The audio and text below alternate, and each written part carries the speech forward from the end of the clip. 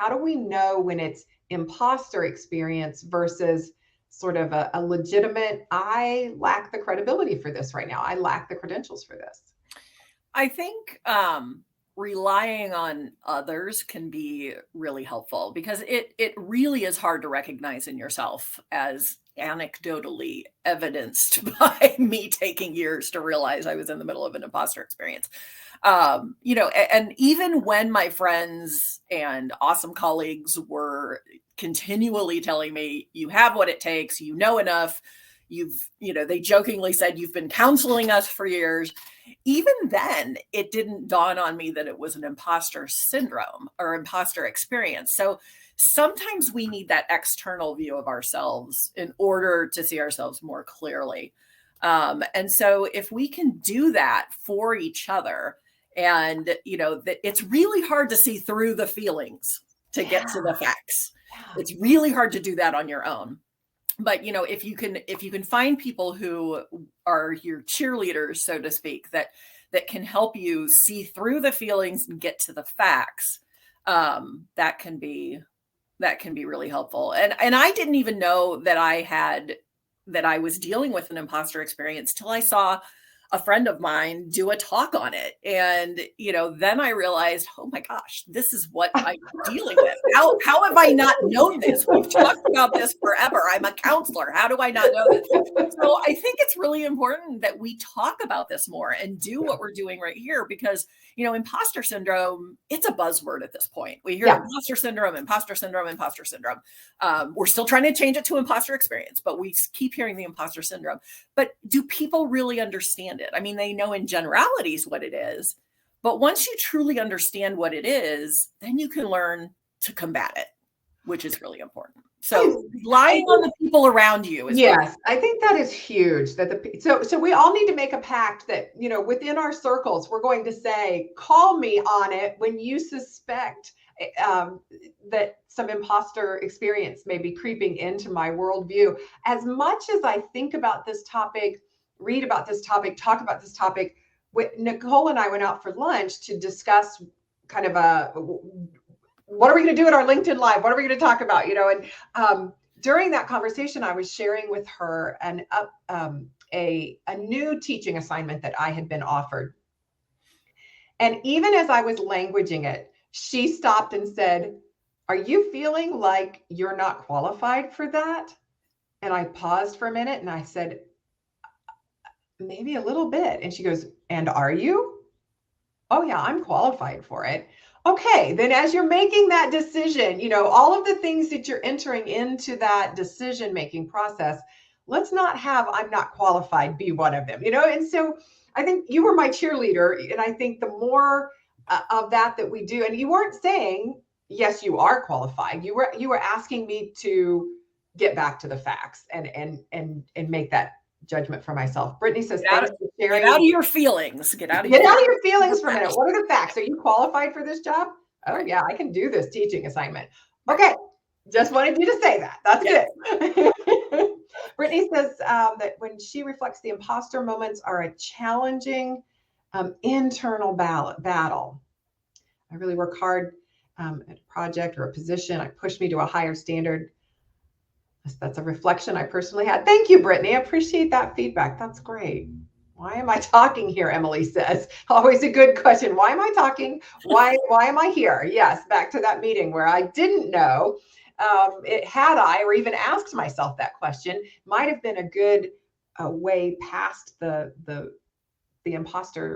insidious imposter experience that had snuck in a little bit. Well, and if I can jump in real quick, Emily, if you're invited to the table for a meeting and you don't necessarily know what your role is, if you have the rapport and the relationship with the person that's calling the meeting, maybe say something along the lines of, I'm really excited to be a part of this. How can I best contribute to this conversation? And then that way, you'll have a better idea and feel more comfortable jumping in when the time. Yeah. How can I best contribute? I love that question. I'm thinking, what do you see me bringing to the table? Yes. I just think those are great. Yeah, good. We always promise to have some very concrete tips for you. So we've talked about what it is, what the consequences are, how we might recognize it. I want to switch gears and get in some time for what do we do about it? When we see it in ourselves, which might take some friends and colleagues and a good circle of people reminding us to talk about it. But once I see it in myself, what are some of the strategies you have for us, Nichole, to sort of combat the experience once I'm in that feeling, once I've called it what it is? Okay. The first, and I do have a few things to share. The first thing that really helped me personally, and what I have my clients do, is to do a self-esteem autobiography. Because as I was in the throes of imposter experience, and I can look back over my life and see different times where this has happened, I always felt less than. I looked around at everybody that I was friends with and I worked with, and they all look so confident and they have such self-confidence. And I'm like, what is wrong with me? And so when I did this self-esteem autobiography, what you do is you list out times you felt good about yourself, times you felt bad about yourself, times that you fit in, and times that you didn't fit in, starting as young as you can remember, going up through about high school or college. And so since I wanted to immediately know what the heck was wrong with me, I just concentrated on when I felt bad about myself and when I didn't fit in growing up. And several things came to light for me that made me realize, oh my gosh, there's not anything wrong with me. It normalized it for me. There was a reason why, and there's a place that these feelings were coming from for me. So it made me realize that, like I said, nothing wrong with me. It's not a self-confidence issue. It's an imposter experience issue. And there are ways to overcome that. It made me feel like I was able to do something about it. Whereas before I just felt stuck. Did you ever get to the positive part of the self-esteem autobiography? No. Oh my goodness. I love that because of that approach. There's a LinkedIn author. Her name's Alisa Cohen. She, let me think of the name of her class. It's a long class name, Recognizing and Seizing Opportunity at Work. But she recommends that we do a personal highlights reel. And, so like think about a TikTok video or something that goes by really fast, a quick reel of your personal highlights. And I think for me, that is helpful in those moments of imposter experience. I start to feel the womp, womp, womp. I have no reason to be here. I'm an imposter. I'm faking it. Somebody's going to find me out. I just got lucky. And then boom, stop. The personal highlights reel begins to play. It's got some cool music in the background of my imagination. I see Brenda doing this. I see Brenda doing that. Pow, boom. Like a teaching award pops up and I'm like, okay, wait a minute. Let the facts speak. Go back to, pull myself away from that feeling into the facts with my personal highlights reel. So those of you looking for follow-up, you might want to check out Alisa Cohen's class. That could be a lot of fun. And that's actually this was going to be the last idea I shared, but it fits right with what you were saying. So whatever order we want to go in. We're going to flip it around. And it's a technique where you are rewriting your personal narrative, which is exactly what Brenda was talking about. You're actually doing it on a piece of paper, on your phone, whatever works for you, where you are listing out your strengths, any special knowledge you have, achievements that you've had in your life, any awards you received, good things that other people say about you, personal traits that you like about yourself. And this is an ongoing list. You can keep adding to it. And it's just not listing it. It's actually spending time picking one of the things that you list each day and either meditating about it or journaling about it every day. So either writing about it, writing how it improved your life, how the one that you chose for that day improved the lives of others. How does it feel to have done each of those things? And either it's a journaling exercise or it's a meditation exercise. And the idea is that you're integrating these things into yourself.